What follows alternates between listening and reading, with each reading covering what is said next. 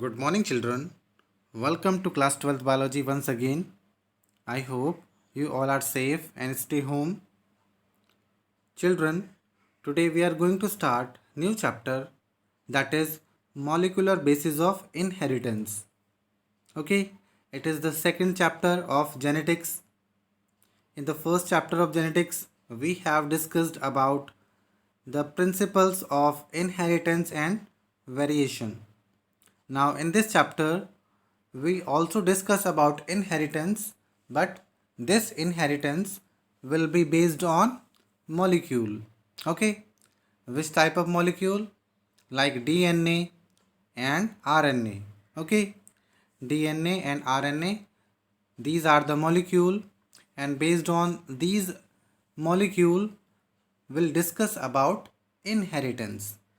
Okay, so children, you know very well that DNA and RNA, they contain the genetic character. They store the genetic character and transfer to the next generation. Okay, these DNA and RNA are called genetic material. Okay, these are called genetic material because they store the genetic information. They carry the genetic information that will transfer to the next generation.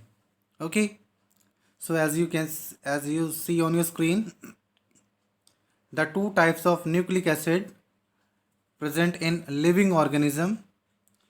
Number one, RNA, that is ribonucleic acid, and DNA, that is deoxyribonucleic acid.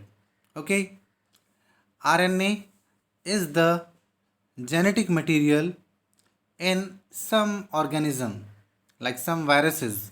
Okay, but DNA is the genetic material for all the organism, for most of the organism. Okay, except some viruses, DNA is the genetic material of most of the organism.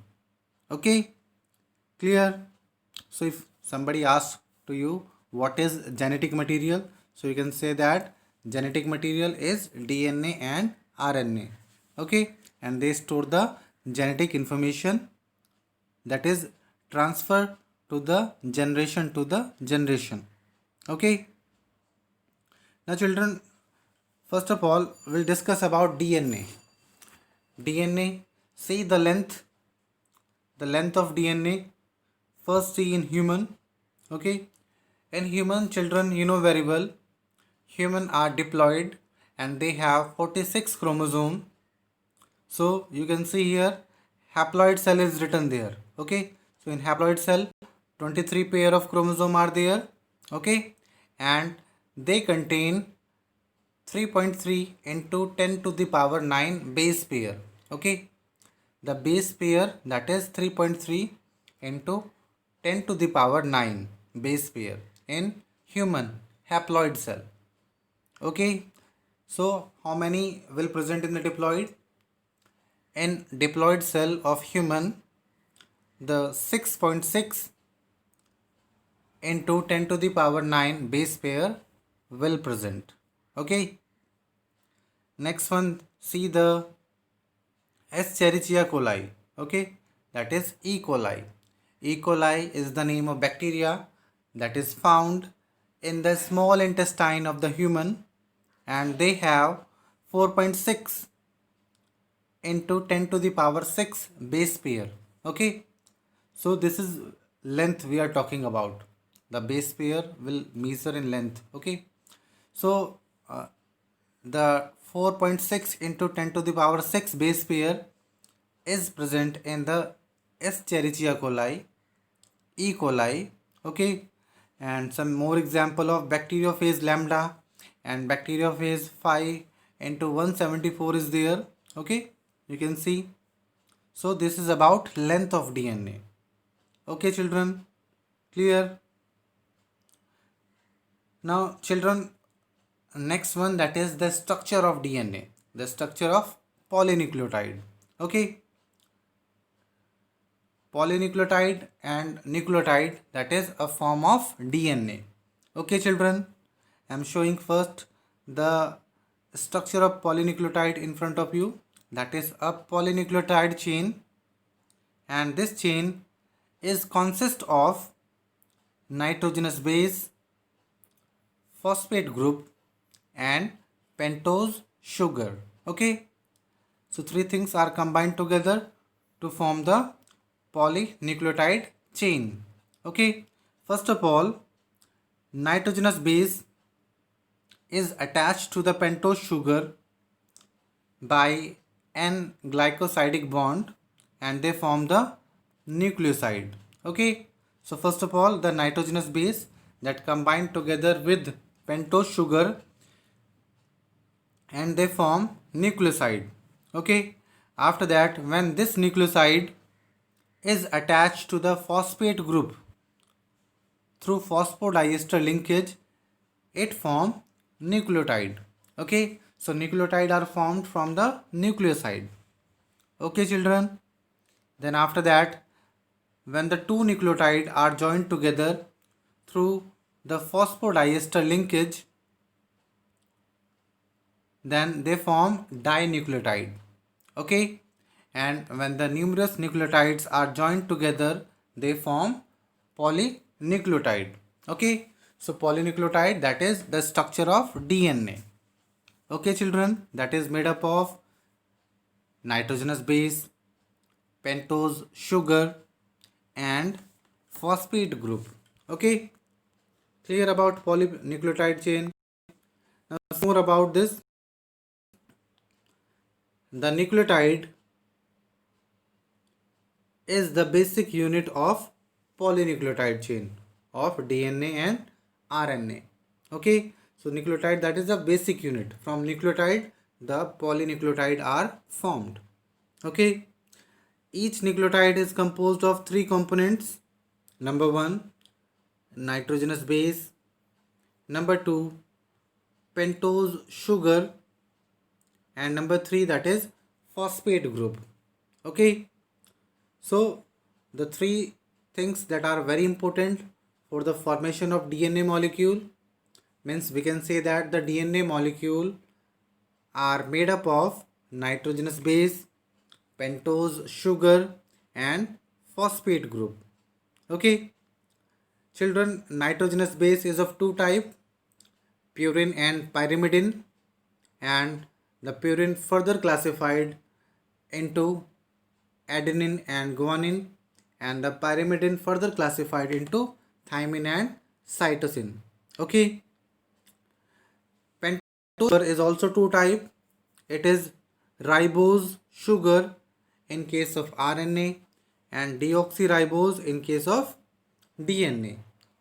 Means we can say that the DNA is composed of deoxyribose sugar and RNA, that is consist of ribose sugar. Okay, see the structure of also, this is ribose sugar and this is deoxyribose sugar. Okay, this is the chemical formula, the formula of the sugar molecule. Okay, clear about this? Next see about this nitrogenous base. Okay, the nitrogenous base is of two type, as I told you. Number one, purine, and number two, that is pyrimidine. Okay, purine further classified into two type, that is adenine and guanine, and pyrimidine also classified into the cytosine and thymine. Okay, so this is about nitrogenous base. Uracil is only present in RNA instead of thymine. Okay, so we can say that in RNA the thymine is absent and instead of that uracil will present. Okay, these nitrogenous base is attached to pentose sugar by a bond, that is N-glycosidic linkage, and they form the nucleoside. Sorry. And when this nucleoside is attached to the phosphate group, then they form the nucleotide. Okay, and after that, when two nucleotides are joined together, they form dinucleotide. And when numerous nucleotides are joined, they form polynucleotide chain. Okay, as you can see on your screen, that is a structure of polynucleotide chain in which phosphate group is there. Then these are the nitrogenous base: adenine, thymine, guanine and cytosine. And this is sugar, deoxyribose sugar are also present. Okay, so this is about a chain of DNA, that is polynucleotide chain.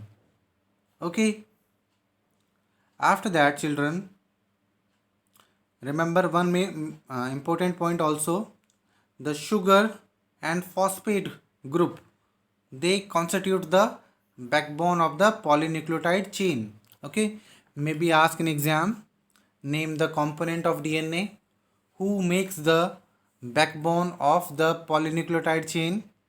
So the answer, that is sugar and phosphate group. Okay,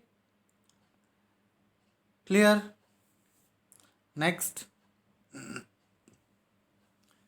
that is salient features of double helical DNA. Children's DNA that are found in double stranded form, double helical form, and this is proposed by Watson and Crick. Okay, Watson and Crick has given the double helical form of DNA model. Okay, see, James Watson and Francis Crick in 1953, they proposed the double helix model of DNA based on the X-ray data diffraction, X-ray diffraction data. Okay, clear this point? I repeat once again, the double helix model of DNA was proposed by James Watson and Francis Crick in 1953. Okay, remember the scientist, that is James Watson, not the Shane Watson. Okay, don't be confused between these two names.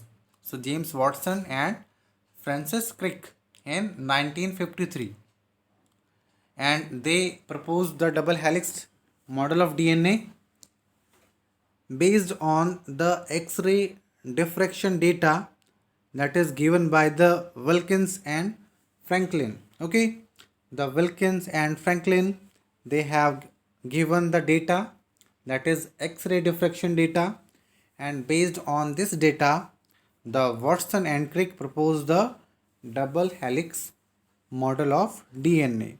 Okay, and after that, another scientist has came, that is Erwin Chargaff. They proposed the Chargaff's rule. Okay, they proposed the Chargaff's rule. In this rules, they have said that the amount of adenine is always equal to the amount of thymine. Okay, and the amount of guanine is always equal to the amount of cytosine.